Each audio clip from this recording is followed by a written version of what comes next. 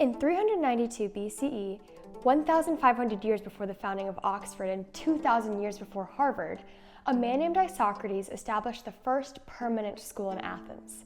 The school wasn't much, just 7 or 8 students gathering in the temple of Apollo Lycaon to learn grammar and rhetoric. But the ideas that were developed there, about writing, about political involvement, and most importantly, about education, would impact the world forever.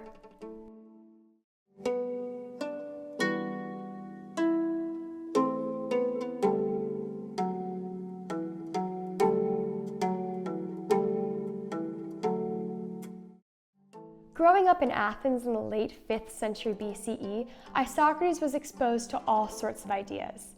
As the son of a wealthy flute maker, Isocrates may have had a wide variety of tutors. From Gorgias and Protagoras to Tisias and Theramenes, Isocrates was surrounded by some of the most famous thinkers in Athens. But it soon became clear that what Isocrates was really interested in was politics, specifically engaging in political debates.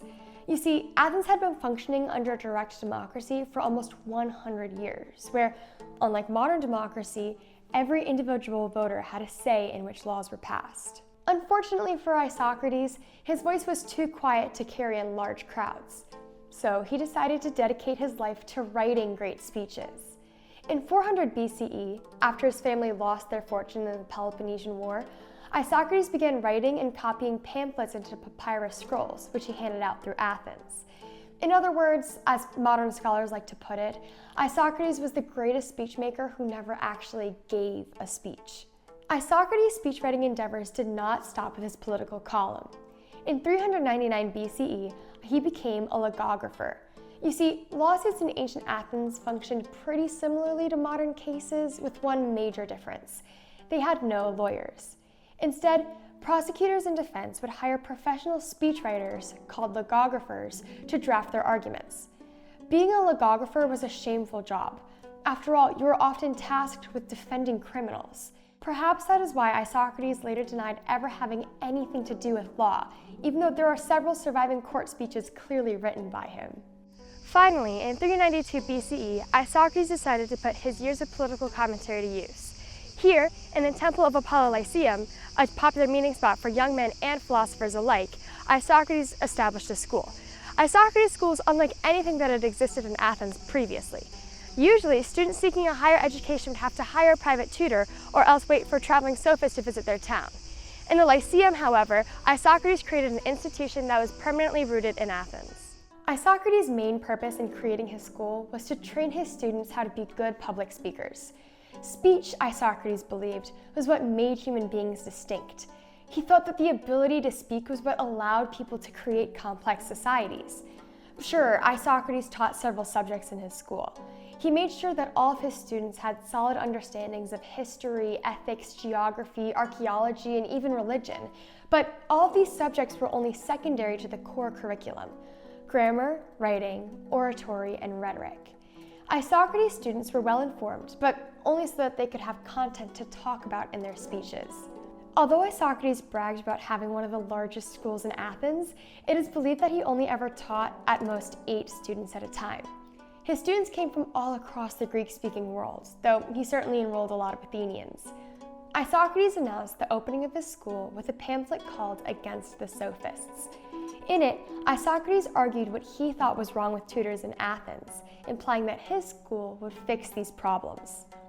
Isocrates' school was built around a standard 3-step program, inspired by the Pida tribes who taught wrestling in Athenian gymnasiums just like this one. The first step of the program was to teach the standard building blocks of speeches: writing, grammar, and speaking, just like how the Pida tribes would teach holds in wrestling. This might have included reading a variety of different sources to determine what made them persuasive or compelling. This phase of instruction was probably the most similar to modern teaching, where Isocrates alone instructed his students on the basics of rhetoric. Next, Isocrates would quiz his students' understanding of rhetoric by putting them into competition with each other. Students were given prompts or excerpts to critique and edit, discussing their ideas and competing to see who could correct the most errors. Isocrates would have been very involved in this process, encouraging and guiding his students in their work. In fact, Isocrates even donated several of his own works to be used in this process, and was known to run his drafts past his students for editing. This collaborative teacher-student relationship was as rare in ancient Greece as it is today. When we picture education, we typically see a clear power dynamic between the professionals and the amateurs. Even in competitor schools, like Plato's Academy, the role of the teacher was strictly authoritative. For Isocrates, though, his students were educated enough to provide valuable insight into his own private pursuits. This is most similar to research opportunities found in universities today, where students can use their free time to help professors explore additional avenues in their subject. Finally, when Isocrates was satisfied with his students' basic understanding of writing, he returned to lectures to fine-tune their mastery of the subject. His students needed more than just a passing understanding of writing. They needed to be fully fluent, ready to respond to whatever life and politics might throw at them. Isocrates helped his students to develop their own unique voices, a practice that other philosophers, like Plato, often critiqued as being too deceiving.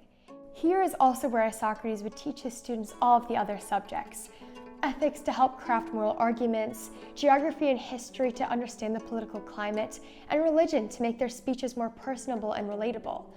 Rather than teaching these subjects as lectures, Isocrates assigned books for his students to read, such as the historical and mythological accounts of Hellanicus and Thucydides' history of the Peloponnesian War. All of these studies helped to make up the final component of Isocrates' curriculum: rhetoric.